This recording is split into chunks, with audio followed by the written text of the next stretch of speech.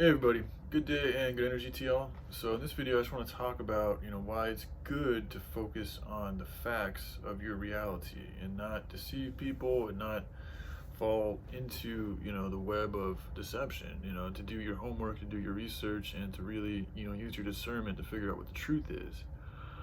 Because there's a lot of lies going on here and there's a lot of people that I don't even know how to say it. They feed off of other people's miseries, which I'll probably make a video about that later. But this one I just want to talk about. It is, I watched 13 Signs Astrology's video this morning. He was uploaded about an hour ago.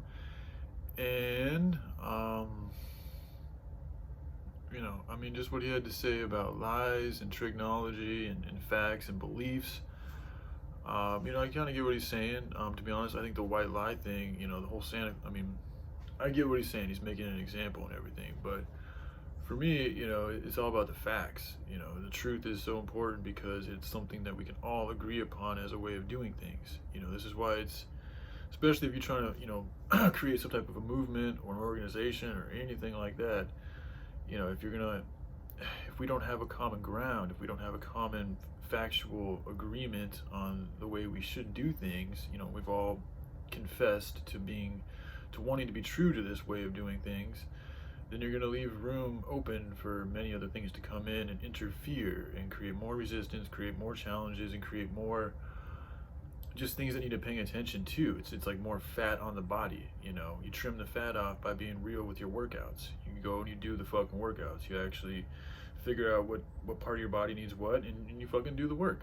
And that's being truthful. That's following, the order of reality. You can't just expect that weight to go off by you imagining it to go off. No, you got to do the work. This is where I think facts and truth are so important, because it gets into the work of things and the way things really work. And the 42 laws of Ma'at are there for a reason, to give us a guideline to how life works, to how love works, to how cultivating, how creation works in its most high capacity. So for me, I'm choosing to focus my attention and my energies on the 42 laws of Ma'at and righteousness and love and growth and goodness, because at a time, not only is that's just who I am, but even from a metaphysical standpoint, from people who are on the fence about things, if you go into the word meaning, it's the most meaningful thing to do, in my opinion. Because for me, the most meaningful thing is the thing that's most lacking, in your situation, and in my situation, and also in the collective of the humanity situation. So I see humanity is being, overtaken, or is, on the verge of being overtaken by badness, by evil, by things that are not good. Essentially, not for creation in its most high way, in its most direct, truthful, factual way. They're doing things backwards. They're telling us one thing when they're doing a fucking another. They're selling us fucking spells that we're buying up and into, that are being told or being appeared to be good and nice and pleasant, when actually they're toxic, sick, and not good for us. So again, going back to meaning, the most meaningful thing I can do, and I think others can do, is to be that difference, to be that change, to be that resistance. And I also think it's the harder path, because anything that takes more resistance is going to require more strength to endure. So people that do choose to be a part of the Most High way, people that do choose to be good in a time of evil, are actually the truest hardcore motherfuckers on the planet. Just being real. And this is also why truth, sticking to your guns, being who you really are in a time of so much fakeness, and standing up for what you really believe in, for what you really die for what's really most highly in your heart, when then that's the power. That's who you are. That's what is needed now, because we have so much shit trying to change the human psyche, trying to change the human heart, trying to change the human DNA. It's time for what is left of humanity, the original spark of humanity, to embrace that, become that, detach from the sickness, and be an example for the rest of humanity to get back to that.